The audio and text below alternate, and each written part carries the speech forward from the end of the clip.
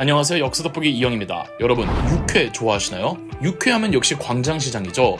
육회와 광장시장의 역사를 설명드리기 위해 광장시장의 육회 자매집 본점을 찾았습니다. 네, 육회가 나왔고요. 까줄게요.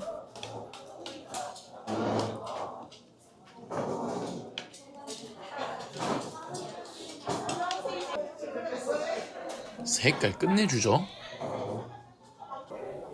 육회 비빔밥도 하나 시켰습니다.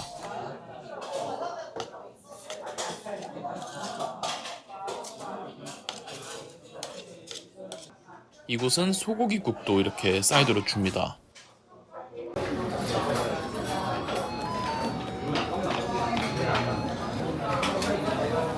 드세요. 수고하셨습니다. 한 번도 없지만. 아까 미쳤네. 비주얼.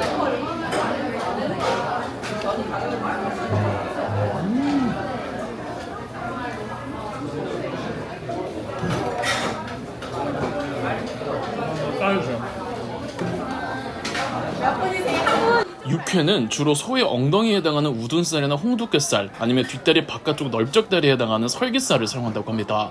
설깃살을 설도라고도 부르고요. 쓰는 납들이에요. 이 우둔살이나 설도살은 지방이 적고 살코기가 많아서 씹는 조직감이 잘 느껴져 육회에 적합한 부위라고 해요.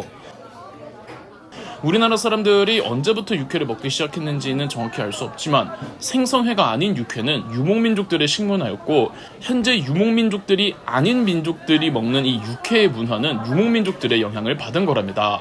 한국도 마찬가지이고요.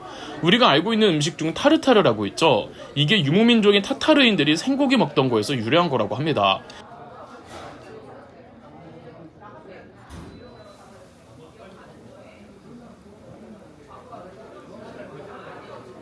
그리고 중국이 자꾸 우리나라 한국의 전통과 문화와 역사를 자꾸 자기네 거라고 하는데, 육회가 이 중국의 주장에 반박하는 근거가 되기도 합니다. 중국에서는 육회를 먹지 않았습니다. 공자가 육회를 먹었다는 단편적인 기록은 있지만 후대의 중국에서는 육고기를 날걸로 먹는 것에 대한 엄청난 거부감을 가지고 있었습니다. 사시미를 더 좋아하시나요? 육회를 더 좋아하시나요? 육회요. 이유가 있나요? 달걀 노른자. 사시미 좋아하세요? 육회를 좋아하세요?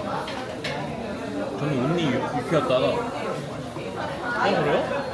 온리 육회였다가 사시미를 접하고 난 이후로는 거의 50대 50? 임진왜란 때 명나라 원군이 조선에 들어오죠. 이때 명나라 병사들이 육회를 먹는 조선인들을 보고 너무 놀랬다는 기록이 있습니다. 명나라 사람들은 익히지 않은 고기를 먹는 게 위생적으로 안 좋다고 여기고 속이 괜찮은 게 맞냐고 물어보기도 했다죠. 그리고 어느 한 명나라 사람은 중국 사람은 고기를 무조건 익혀서 먹지 날 것을 먹지 않는다.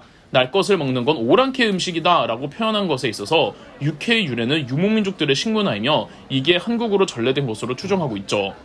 한국인이 언제부터 육회를 먹었는가에 대해서는 두 가지 설이 있습니다. 먼저 한반도에 유목민족 문화를 도입했던 고구려에 의해 육고기를 날걸로 먹는 방식이 시작했다는 설과 고려시대 원간섭기 때 원나라로부터 전래되었다는 설입니다.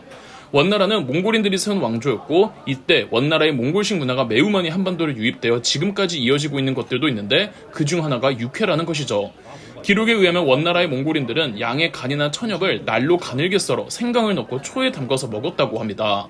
어쩌면 두 가지 설 모두일 수도 있습니다. 옛 상고시대 때부터 고구려에 의해 유목민족들의 육회 식문화가 시작했다가 고려시대 원나라 간섭기 때 더 큰 영향을 받아 더 보편화되었을 수도 있죠. 정확한 건 알 수 없지만 확실한 건 한중일 중에서 육회를 먹는 나라는 오로지 한국이라는 겁니다. 옛 요리책 고서들을 보면 19세기 조리서 시의전서에는 기름기 없는 연한 쇠고기의 살을 10개를 저며 물에 담가 핏기를 빼고 가늘게 채를 썬다. 파, 마늘을 다져 후춧가루, 깨소금, 기름, 꿀 등을 섞어 잘 주물러 재고 잣가루를 많이 섞는다. 초고추장은 후추나 꿀을 섞어 식성대로 만든다고 하며 19세기 왕실의 식문화를 기록한 진천의교에서는 고기, 양, 천엽, 간, 콩팥, 전복, 생합 등을 잘게 썰어 참기름, 간장, 후춧가루, 파, 마늘, 깨소금으로 만든 양념장에 찍어 먹는다고 기록되어 있습니다. 육회가 생각보다 역사가 깊은 음식인 겁니다. 서울에선 육회하면 가장 먼저 광장시장이 거론됩니다. 광장시장 육회의 전설을 알린 곳으로는 제가 알기로는 육회자매집과 창신육회, 부춘육회 등이 있습니다. 이 1974년에 육회 자매집에서 처음 육회를 팔기 시작했고, 이보다 이전에 1965년에 다른 메뉴의 식당으로 개업했었던 부촌 식당이 1980년부터 육회만을 전문으로 하는 육회집이 되었고, 90년대에 창신 육회가 또 크게 성행하면서 이 광장시장에 육회 골목이 생기고, 육회는 광장시장을 대표하는 메뉴 중 한 곳이 될 수 있었습니다. 광장시장을 포함해 종로 일대에 생겨난 소고기 관련 골목들, 예컨대 왕십리의 곱창이나 광장시장의 육회나 청진동의 해장국이나, 이게 다 가능했던 건 동대문 밖 마장동에 당시 최대 규모의 우시장에 있어서 소의 부위들을 공급하는 게 유리했기 때문입니다.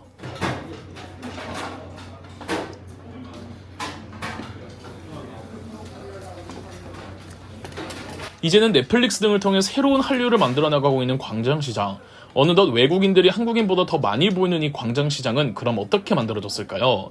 서울에서 패션의 성지하면은 이 제가 흥인지문 답사 영상에서도 말씀드렸듯 동대문시장이죠.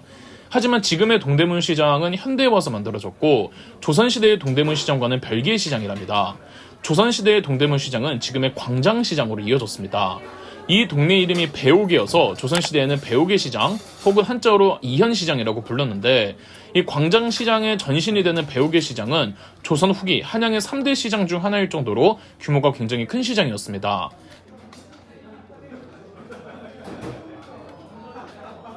간이랑 천엽 같은 거 드세요? 좀 엄청 좋아요. 당시 배옥의 시장에서 가장 유명한 건 옷감이었는데, 조선시대 징병 남성들은 군복을 직접 만들어서 입대를 해야만 해서 군포를 가지고 배옥의 시장 가서 군복을 만들어 입었다고 합니다. 조선시대 때 동대문시장에 해당했던 배옥의 시장과 지금의 동대문시장과는 엄밀히 다른 시장이긴 하지만 옷이나 의류 등과 관련되어 있다는 점에서 이 동네 터에 기운이 있긴 있나 봐요. 자, 그런데 1905년 러일전쟁에서 승리한 일본이 화폐 개혁을 통해 대한제국의 화폐들을 모두 일본식으로 바꾸어 버리자 수많은 상인들이 몰락을 했고, 배옥의 시장도 타격을 받을 수밖에 없었죠. 더군다나 일본 상권이 공격적으로 침투해오자 배옥의 시장의 상인들 중 김종환 씨 외 33명의 발기인들이 토지와 현금을 모아 광장 주식회사를 설립합니다. 광장 주식회사의 광장은 진짜 광장이 있던 게 아니라 앞에 청계천에 광교다리와 장교다리가 있어서 앞글자씩 따온 겁니다. 이렇게 광장시장이 생겼지만 나중에 박정희 정권 때 동대문시장이 생기기 전까지는 광장시장을 동대문시장이라고 불렀으며, 정치깡패 이정재가 여기 동대문시장을 꽉 쥐고 있었죠. 전쟁이 끝나고는 미군 부대의 물건들을 공급하고 팔면서 상권이 확 커지고, 특히 박정희 정권 때 동대문파 이정재가 사라지면서 광장시장이 훨씬 더 규모가 커지기 시작했습니다. 요즘은 먹으러 가는 곳이지만 한때는 규모가 굉장히 큰 전통 재래시장이었던 거죠.